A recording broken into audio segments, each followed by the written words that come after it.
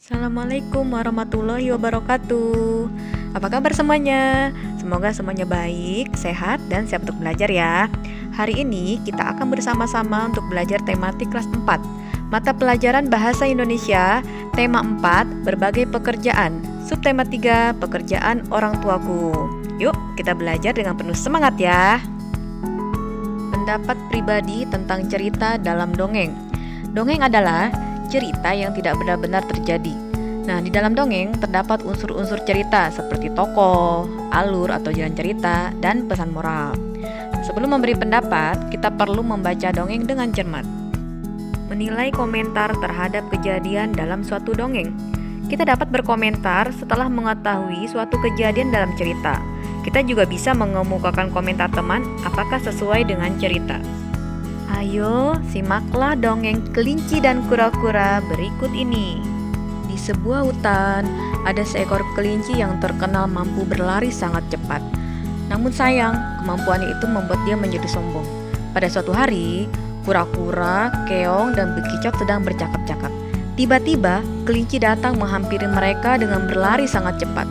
Debu yang berterbangan membuat 3 hewan tersebut batuk-batuk. "Hai kelinci, bisakah kamu menghargai teman-temanmu?" teriak kura-kura dengan kesal. Mendengar perkataan kura-kura, kelinci berhenti dan berkata, "Mengapa aku harus mendengarkan perkataan dari hewan lamban sepertimu? Pasti kalian iri karena tak mampu berlari secepat aku. Kalian hanya bisa meraih pelan-pelan. Hahaha." Kura-kura tidak terima jika dia dan teman-teman diejek seperti itu. "Jangan sombong kau kelinci. Kalau berani, mari kita lomba lari," tantang kura-kura. Mendengar tantangan dari kura-kura, kelinci pun tertawa. "Hahaha, baiklah, aku akan memberimu pelajaran tentang arti kecepatan dan kemenangan." Akhirnya, mereka memutuskan untuk mengadakan lomba lari. Bekicot dan keong pun ikut mendukung kura-kura. Lomba lari pun dimulai.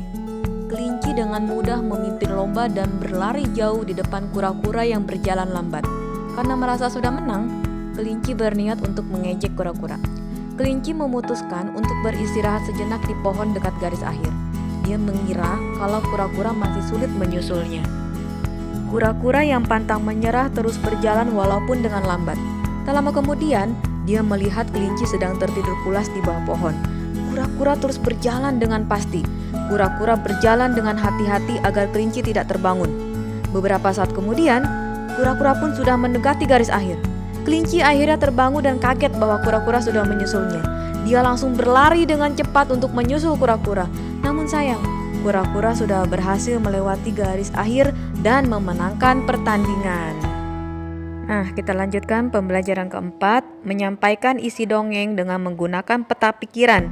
Banyak cara untuk menyampaikan unsur-unsur suatu cerita atau dongeng. Nah, salah satunya menggunakan peta pikiran. Masih ingatkah kamu tentang dongeng kelinci dan kura-kura? Nah, perhatikan peta pikirannya. Perhatikan peta pikiran berikut ini. Judul kelinci dan kura-kura.